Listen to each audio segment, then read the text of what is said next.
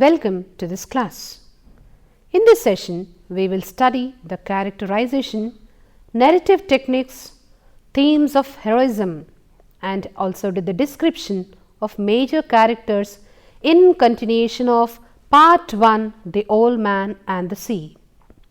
Hemingway is well known for his prose style.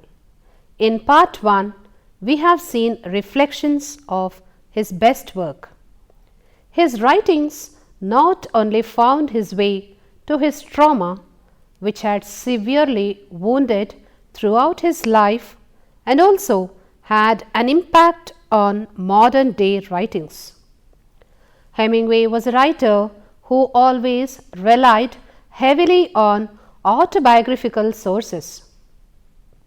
Hemingway was a writer who wrote on bullfighting, published short stories and articles, covered the Spanish Civil War as a journalist, and also published his best-selling novel, For Whom the Bell Tolls.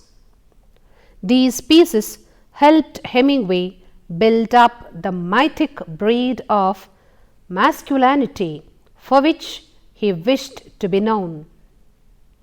His work and his life revolved around big game hunting, fishing, boxing, and bullfighting, endeavors that he tried to master as seriously as he did writing.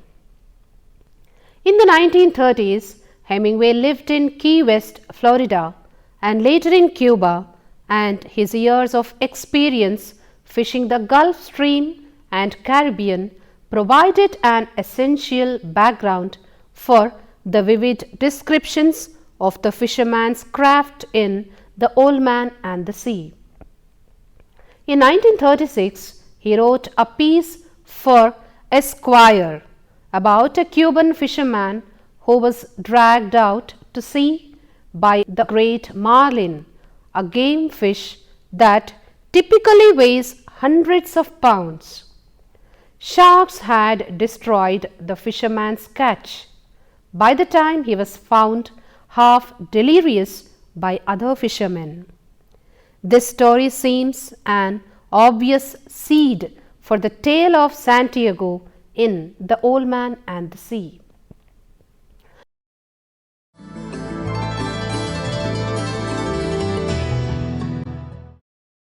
Santiago's venture in many ways is the theme of the novel.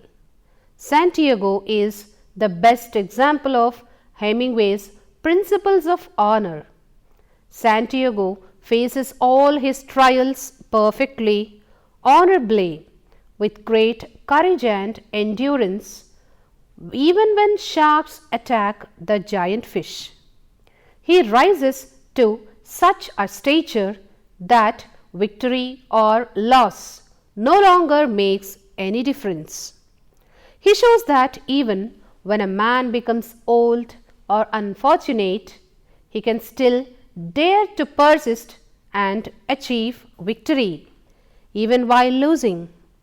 He remains the proud victor, showing that man can be destroyed but not defeated.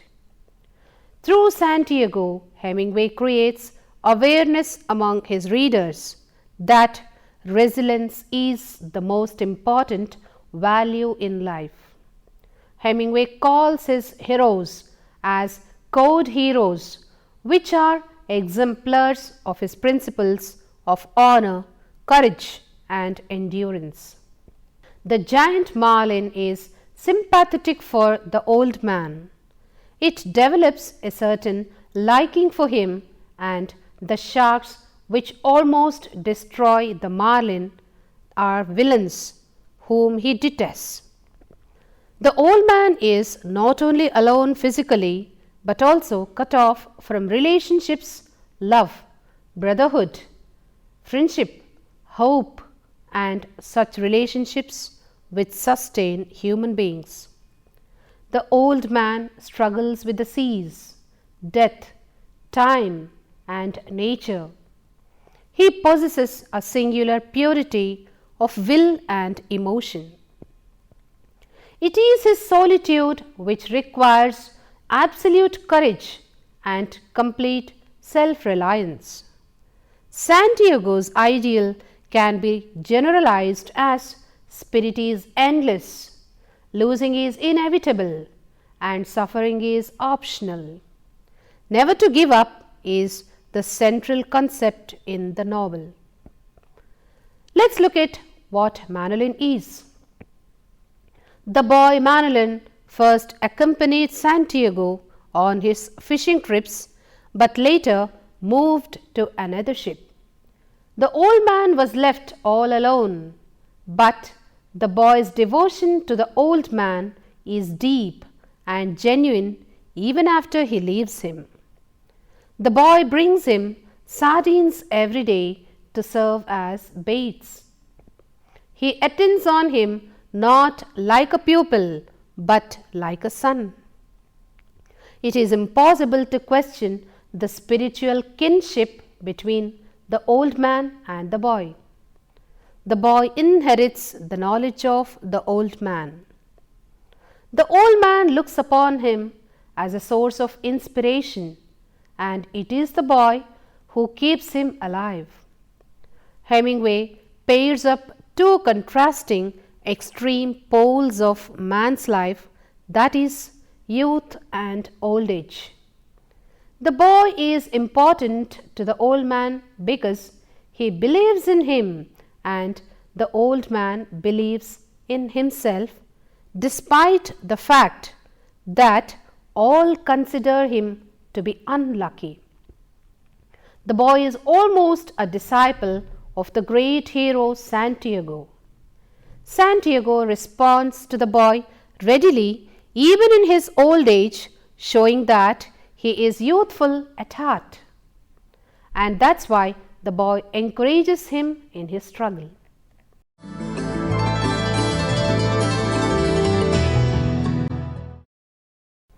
The Old Man and the Sea uses the third person narrative. Readers are taken into the world of author heroes, which indicates that the author himself is now within their worlds because he can be one with these heroes. This technique proves more effective than any other narration, and the tone deepens as we move ahead in the story. Hemingway was cited for a forceful style, making mastery of the modern narration.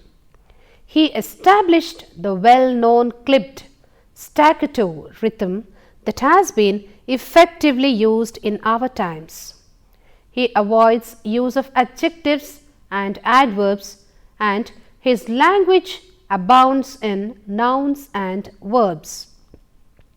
In fact, he also avoids highly colored verbs and even metaphorical verbs.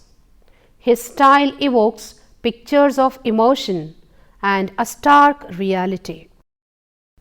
The sentences are short and declarative.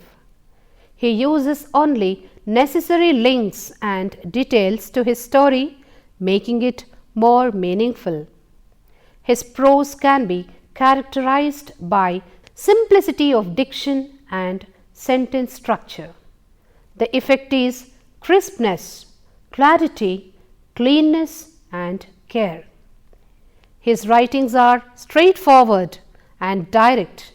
His imagery is rich and earthy. Every line is perfect in Hemingway's writing, like that of great artists. The language underlying symbolic meanings and subjects belong to human thought and belief. The first and the final thing you have to do in this world, he said, is to last in it and not to be smashed by it. And it is the same way with your work. Hemingway wrote every major book on this principle. This is at once a rule for the conduct of life and a rule for the conduct of art. The Old Man and the Sea illustrates this determination.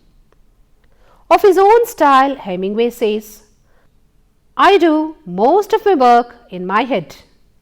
I never begin to write until my ideas are in order. Frequently, I recite passages, dialogues as it is written. The ear is a good censor. I never set down a sentence on paper until I have it so expressed that it will be clear to anyone.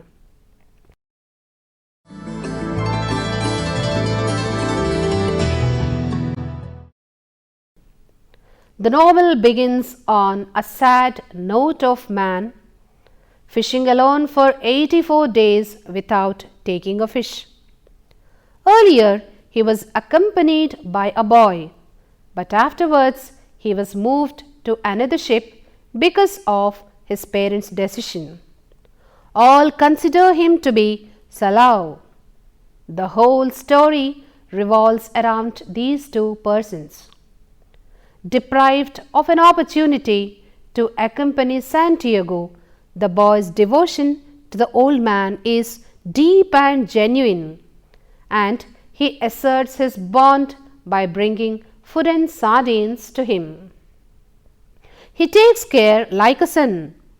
A reverence for life's struggle and for mankind seem to have descended as a divine gift on Hemingway. The significant part of the novel is Santiago's heroism in the battle. To be a hero means to dare more than other men, to expose oneself to great dangers all alone, and therefore to be more at risk of danger, death, and defeat.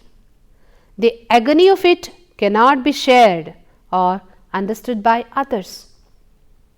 It must be endured all alone, even when the hands feel chafed and bleeding. What is significant is that hero not only fights but also fights gallantly.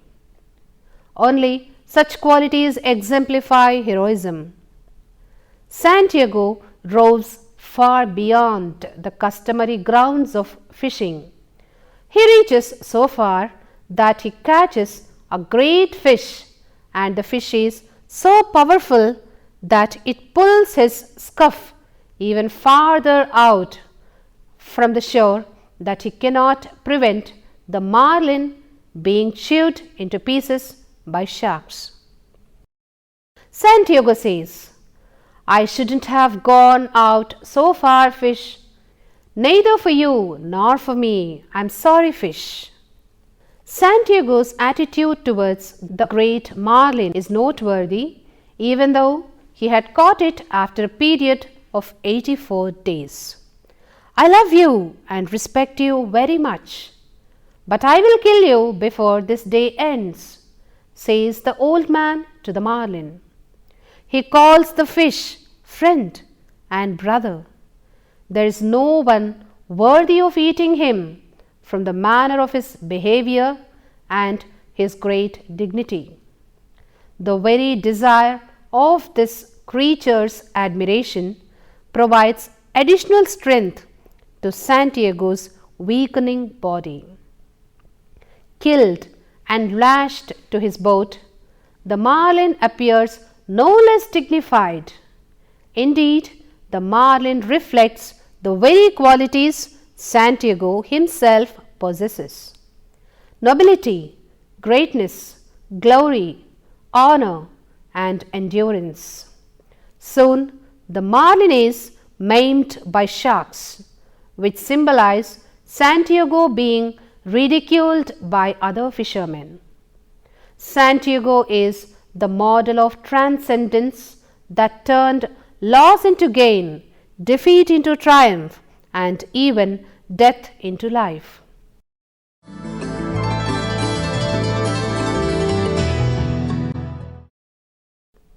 Hemingway says, "I tried to make a real old man, a real boy, and a real sea, and a real fish, and a real shark. But if I made them good and true enough, they would mean many things. a profound message flows out from the story of the novel.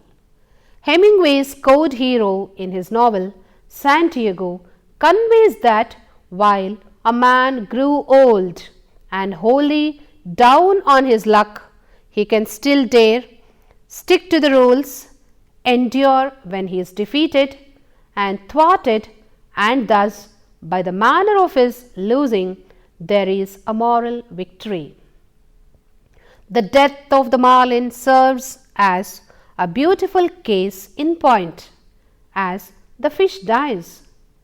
It is not only transformed into something larger, but also charged with life. Then the fish came alive with his death in him. In Hemingway's conception of the natural world, beauty is deadly, age is strength, and death is the greatest instance of liveliness. On another level, the story can be read as an allegory entirely personal to its tutor, as an account of his own struggle, his own determination, and his literary ups and downs.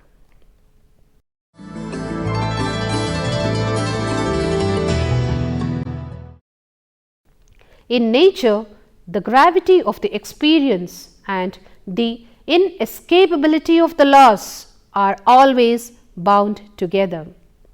Nature provides us with opportunities, and we should respond to them.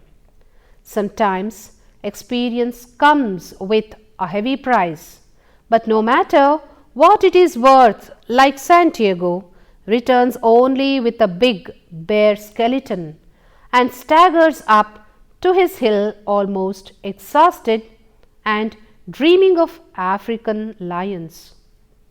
This is in fact that which tells us what happens when man's pride forces him beyond the boundaries of the rightful human place, where he was almost alone completely in himself than ever before. It suggests man's greatest potential that can be found in his return to the natural world from which he was driven away. At one point, Santiago embraces the great fish, thinking, "You are killing me, fish, but you have the right to, brother. Come on and kill me. I don't care who kills who." This realization speaks of the principle of nature, that everything kills everything else in some way. It shows that life and death go hand in hand. Death is inevitable, and the fact is that one has to depend on another for food in nature.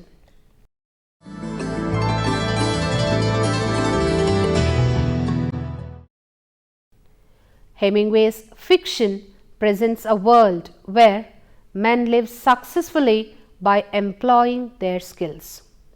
In his world, mere survival is not enough. One has to rise above the masses and attain mastery over rules and rituals by which men are judged. Hemingway employs a number of symbols to reinforce his theme. Baseball, lions, and biblical imagery are among these symbols. Santiago is well acquainted with the game of baseball.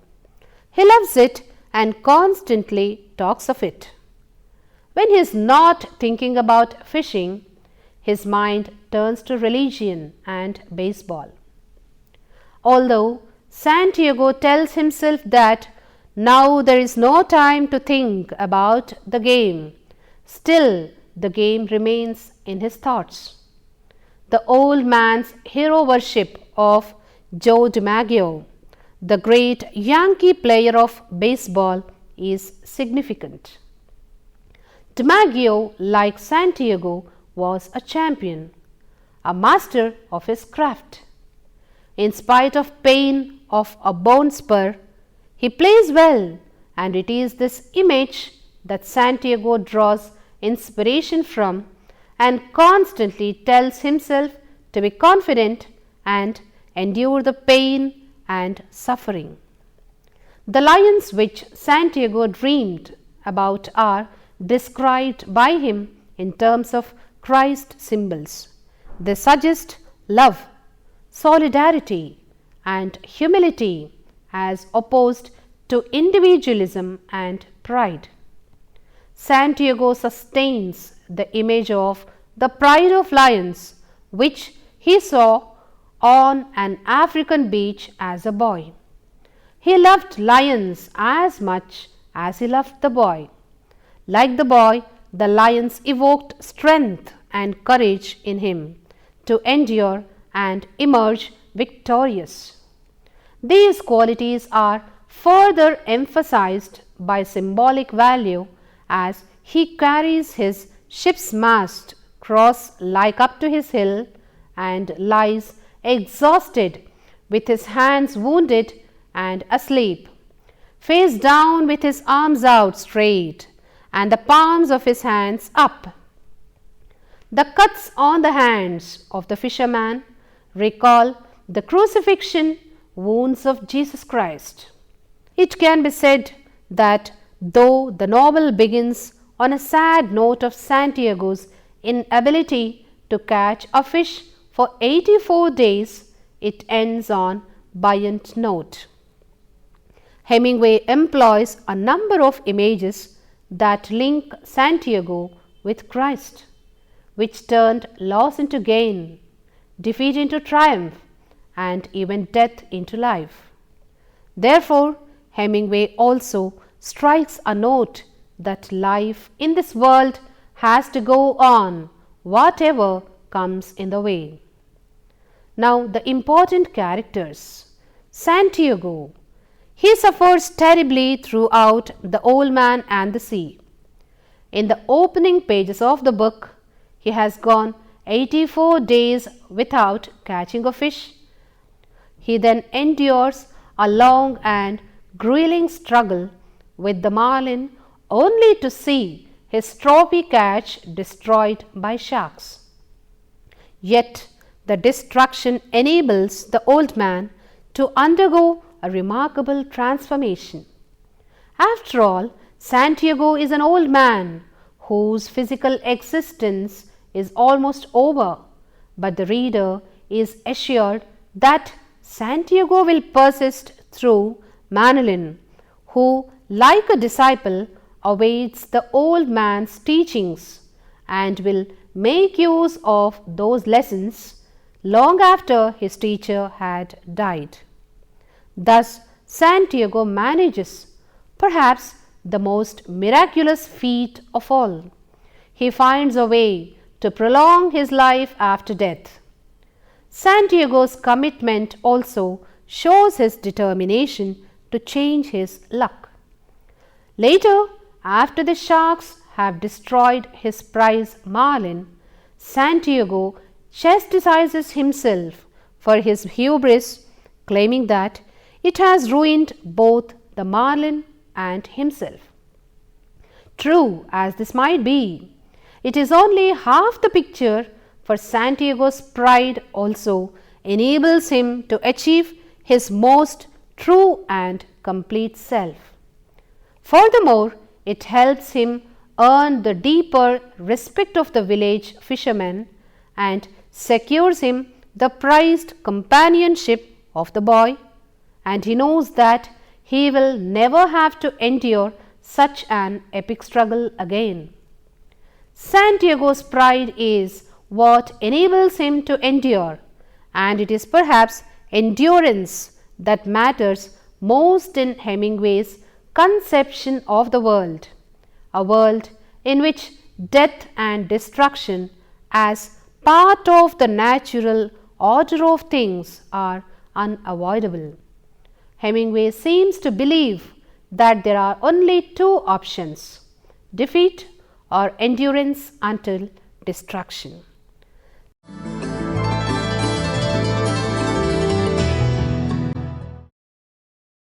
Like Christ, to whom Santiago is unashamedly compared at the end of the novella, the old man's physical suffering leads to a more significant spiritual triumph. Now about Manolin. Manolin is present only in the beginning and at the end of The Old Man and the Sea. But his presence is important because Manolin's devotion to Santiago highlights Santiago's value as a person and as a fisherman. Manolin demonstrates his love for Santiago openly. He makes sure that the old man has food, blankets, and can rest without being bothered. Despite Hemingway's insistence that his characters were a real old man and a real boy, Manolin's purity and singleness of purpose elevate him to the level of a symbolic character.